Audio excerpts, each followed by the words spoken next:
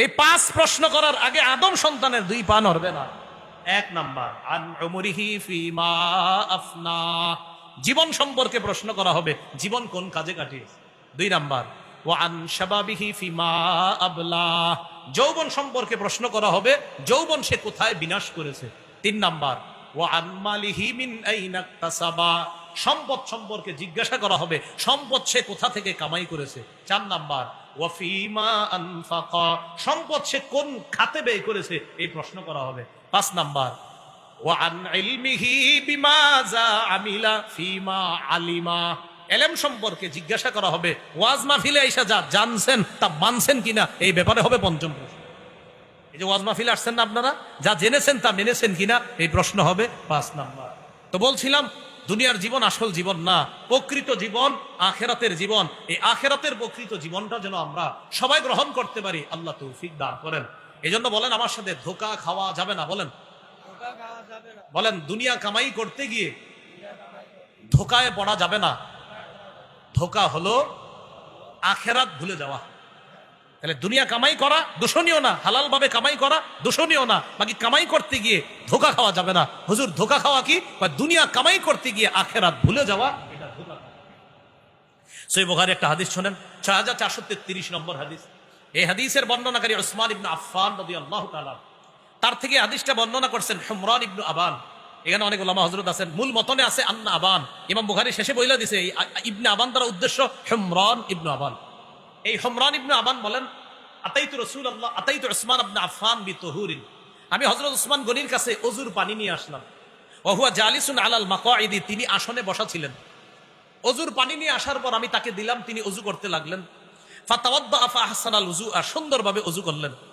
ওযু করার পর হযরত উসমান বললেন, রাআইতুন নাবিয়্যা সাল্লাল্লাহু আলাইহি সাল্লাম তাওয়াদ্দা, আমি নবীজিরে ওযু করতে দেখছি, ফি হাযাল মাজলিসি, এই মজলিসে, এই বৈঠকে, এখানেই নবীরে আমি ওযু করতে দেখছি।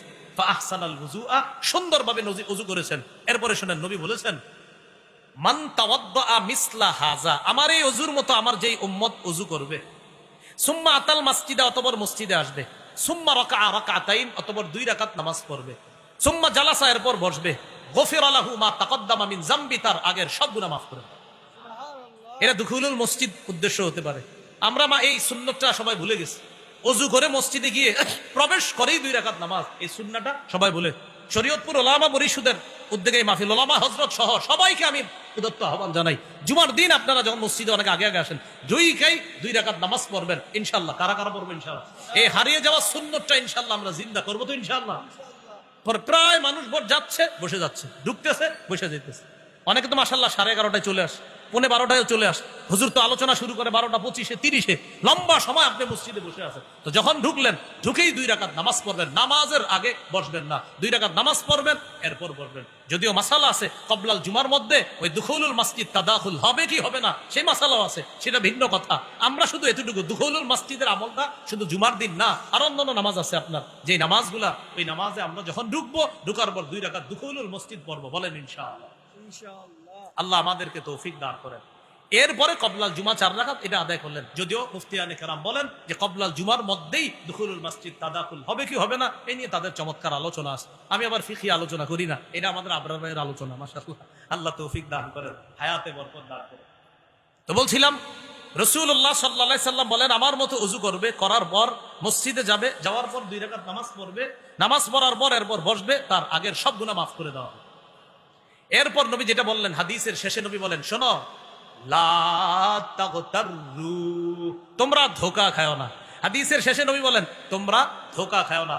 এই হাদিস শুধু লা তাগতাররু দ্বারা ইমাম বুখারী তরজমাতুল বাবের সাথে শুধু লা তাগতাররু কে মিলাইছে, আর পুরো হাদিস আনছেন শুধু লা তাগতাররু কে উনি শিরোনামের সাথে মিলাইছে, যে দুনিয়ার ধোঁকায় পড়ে এমন ধোঁকা খাওয়া যাবে না যে ধোঁকা আমাদেরকে আখিরাত থেকে বিমুখ করে দেয়। তাহলে বলেন তো, ওলামা ছাড়া অন্য সাধারণরা বলেন, দুনিয়া হালাল ভাবে কামাই করা কি নিষেধ? নিষেধ কোনটা? দুনিয়া কামাই করতে গিয়ে কোনটা ভুলে যাওয়া? আখিরাত। তাহলে দুনিয়া হালাল ভাবে কামাই করা দোষণীয় না, দোষণীয় সেটা দুনিয়া কামাই করতে গিয়ে আখিরাত ভুলে যাওয়া। তাহলে আমরা আখিরাত কোনোভাবেই ভুলা যাবে না, ঠিক আছে না ইনশাআল্লাহ? এই জন্য ওলামায়ে হযরতদের অনুষ্ঠান, এটা তাদের সোহবতে বেশি বেশি যাবেন। এই জামানায় মুসলমান ভাইয়ারা যত বেশি আলেমদের সান্নিধ্যে যাবেন, তত লাভ হবে। কারণ এটা এমন এক সময় চলতেছে যে সময়টা হলো আপনার বরকত হয় না। তিরমিজির বর্ণনা 2332 নম্বর হাদিসে আল্লাহ রাসূল বলেন, লা তাকুমুস সাআ হাত্তা ইয়াতাকারাবাজ জামান, কিয়ামত ততক্ষণ হবে না যতক্ষণ সময় পরস্পর সংকুচিত না হবে। নবী বলেন, হাত্তা তাকুনাস সানাতু কাশ-শাহরি, বছর হয়ে যাবে মাসের মতো, ওয়াশ শাহরু কাল জুমুআ, মাস হয়ে যাবে সপ্তাহের মতো, ওয়া তাকুনুল জুমুআতু কাল ইয়াউম, সপ্তাহ হবে একদিনের মতো, ওয়া ইয়াকুনুল ইয়াউমু কাস-সাআ, একদিন হবে এক ঘন্টার মতো, ওয়া তাকুনুস সাআতু কাদ-দারমাতি বিন-নার, ঘন্টা হবে অগ্নিস্ফুলিঙ্গের মতো, আগুন হঠাৎ উপরে গেছে আবার নামছে, ঘন্টা এত তাড়াতাড়ি চলে যাবে। খতিব সাহেবদেরকে জিজ্ঞাসা করেন, জুমা আজকে পড়ায়, আবার 2 দিন পরে এসে পড়ে জুমা। হ্যাঁ, ওনাদের বিবিরা স্মরণ করায় দেয় বৃহস্পতিবারে, কালকে তো জুমা, কালকে জুমা। মানে অর্থাৎ সময় আপনার এখন বরকত পাওয়া যাচ্ছে না। আপনি এই জন্য দেখবেন রমজান মাস কাটাইছি না আমরা, হঠাৎ দেখবেন প্রথম তারাবি শুরু হয়ে গেছে এরকম। তো এই জন্য আলেমদের সোহবতে যত বেশি যাওয়া যায়। সহিহ বুখারী 6434 নম্বর হাদিস, নবী বলেন, ইয়াযহাবুস সালিহুন আল আউয়াল ফাল আউয়াল, নেককাররা একে একে চলে যাবে। নবী বলেন, নেককাররা একে একে চলে যাবে। তাবকা হুফালাতুন কাহফালাতিশ শাঈরি আও তামর, খেজুর আর জবের অব্যবহার্য অংশ যেমন, খেজুরের অব্যবহার্য যে অংশগুলা যেমন পড়ে থাকে, বা মানুষগুলা হয়ে যাবে এমন ওই অব্যবহার্য অংশের মতো হয়ে যাবে। দামি মানুষ দুনিয়াতে থাকবে না, নেককাররা একে একে চলে যাবে। 2020 সাল থেকে একটু দেখেন আমাদের দেশের ওলামায়ে কেরাম কি পরিমাণ, আমাদের শেখুল ইসলাম রহমতুল্লাহ আলাইহি সহ কি পরিমাণ ওলামায়ে কেরামের বিদায়। 2012 থেকে আপনার শুরু হয়েছে, শেখুল হাদিস রহমতুল্লাহ আলাইহি গেলেন, 2 মাস ব্যবধানে আমিনী রহমতুল্লাহ আলাইহি চলে গেলেন। এরপর মোটামুটি অনেকদিন আমরা মুরব্বীদের মাথা হাতে ছিলাম, কিন্তু আস্তে আস্তে আপনার কাজী মুতাসিম বিল্লাহ রহমতুল্লাহ আলাইহি সহ 2020-এ আপনার অনেক মুরব্বীদেরকে আমরা হারিয়ে ফেলেছি। এই জন্য ভাই, ইয়াযহাবুস সালিহুন আল আউয়াল ফাল আউয়াল, নেককাররা একে একে চলে যাবে। তাই নেককার মানুষ দুনিয়াতে ওলামায়ে কেরাম যারা আছে তাদের সান্নিধ্যে যান, তাদের কাছে যান। ওলামা, তুলাবা, সুলাহা, আওয়াম সবার মাঝে একটা মহাব্বত তৈরি করেন। খতিব সাহেবের কাছাকাছি গিয়ে বয়ান শুনবেন প্রতি জুমায়, সবার আগে আগে মসজিদে যাবেন, আজান পড়ার পর সবার আগে আগে মসজিদে যাবেন। এইভাবে আমরা প্রতিটা সময়কে আমরা মূল্যায়ন করব। বলেন সবাই ইনশাআল্লাহ। মূল্যায়ন করবো তো সবাই ইনশাআল্লাহ। আল্লাহ তৌফিক দান করেন। তাহলে একটু সর্বশেষ প্রশ্ন করি, বলেন তো প্রকৃত জীবন কোন জীবন? দুনিয়া হালাল ভাবে কামাই করা নিষেধ, হালাল ভাবে কামাই করতে গিয়ে কি ভুলে যাওয়া নিষেধ? আল্লাহ আমাদের সকলকে দুনিয়ার সামনে রেখে নয়, বরং আখিরাত সামনে রেখে যেন দুনিয়াতে আমরা চলতে পারি। আল্লাহ তৌফিক দান করেন। সুবহানাল্লাহি ওয়া বিহামদিহি, সুবহানাকাল্লাহুম্মা ওয়া বিহামদিকা, আশহাদু আল্লা ইলাহা ইল্লা আনতা আস্তাগফিরুকা ওয়া আতুবু ইলাইক। একটা ঘোষণা দেওয়ার জন্য বলা হয়েছে, মিম্বরের আমানত আমার সংকলন, এটা পঞ্চম ষষ্ঠ খণ্ড বের হয়েছে। আগে ছিল 4 খণ্ড, এখন পঞ্চম ষষ্ঠ খণ্ড অনলাইনে পাওয়া যায়। আপনাদের যাদের লাগবে অনলাইন থেকে সংগ্রহ করবেন। পঞ্চম খণ্ডের আলোচনা হলো ইসলামের প্রথম ভিত্তি নিয়ে, ষষ্ঠ খণ্ডের আলোচনা ইসলামের দ্বিতীয় ভিত্তি মানে নামাজ নিয়ে আলোচনা। আজকে একদল তারা এখানেও নিয়ে এসেছে কিতাবগুলা, তো অনলাইনে যেই টাকায় পান এখান থেকে হয়তো তারা আরো কমে দিয়ে দেয়।